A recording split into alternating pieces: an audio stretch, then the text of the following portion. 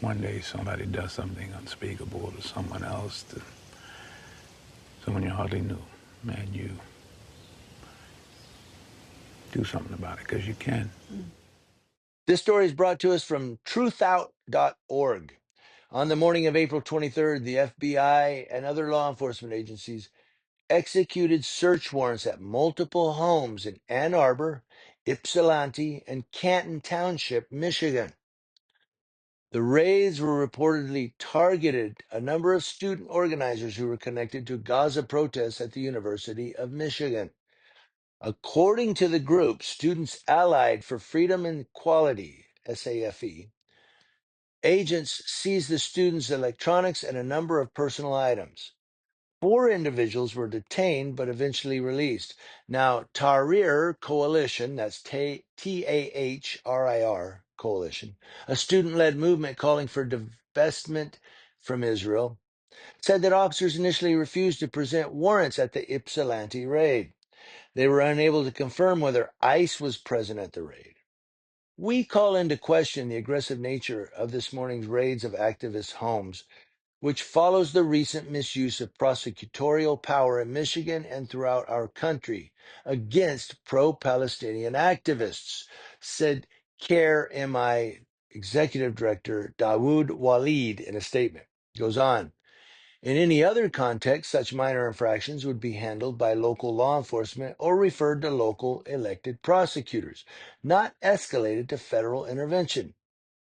This disproportionate response further fuels the perception that Muslim and Arab students and those who stand in solidarity with them are being treated overly hostile by law enforcement compared to those who commit harm toward American Muslims. A Detroit FBI office spokesman declined to comment to explain why the warrants were executed, but confirmed that the matter was being handled by the Office of Michigan Attorney General Dana Nessel. Now, Nessel has refused to confirm whether the raids were connected to Palestine activism thus far, but her office has aggressively targeted the movement. Last fall, Nessel introduced criminal charges against at least 11 protesters involved in the University of Michigan Gaza encampment. An investigation by The Guardian revealed that the members' University of Michigan's governing board had pressed Nessel to bring charges against the students. The report notes that 6 of 8 agents donated more than $33,000 combined to Nessel's campaigns.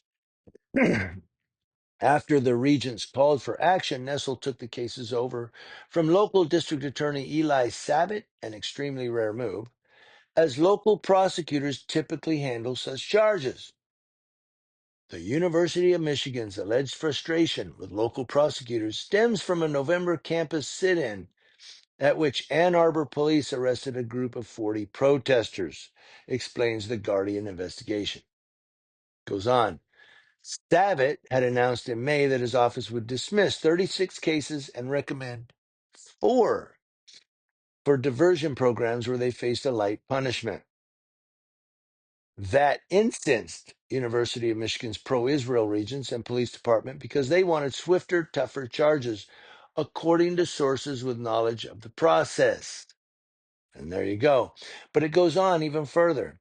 They then asked Nessel to take the cases, and university police sent warrant requests to her office. Now, earlier this month, federal immigration agents detained and interrogated attorney Amir Makled, who was representing one of the targeted students. So now he's being targeted. Makled, who was returning from a trip to the Dominican Republic with his family, was questioned for 90 minutes, but refused to hand his phone over to the agents. The purpose of searching my phone doesn't have anything to do with terrorism. There's only a chilling effect, and it's done to be intimidating, in my opinion, for the causes that I was engaging in, Mokled told the NPR. I am standing up for the students. I am standing up for immigrants and political dissenters. And I think this was a way to try to dissuade me from taking on these types of cases, he said. Now, the mounting repression in Michigan comes amid a wider nationwide crackdown on the Palestine movement from the Trump administration.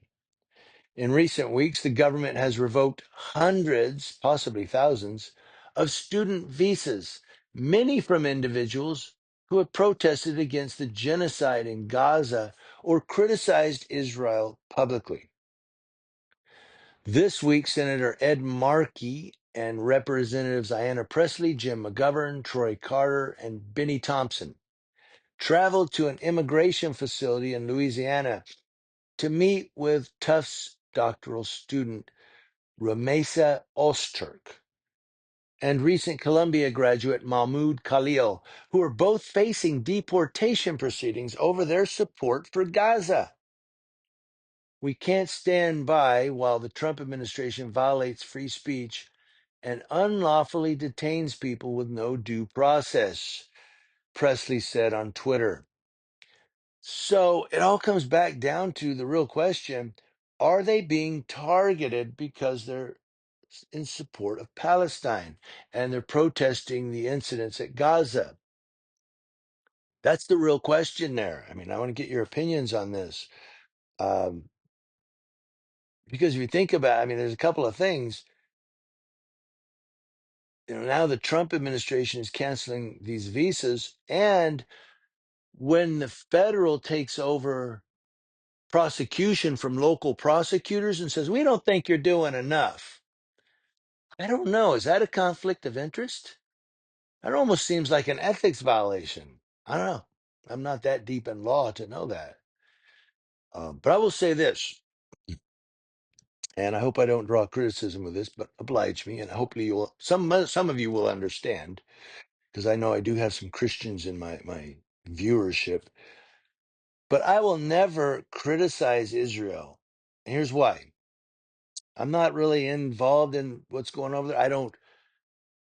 I don't support Israel if they're doing wrong.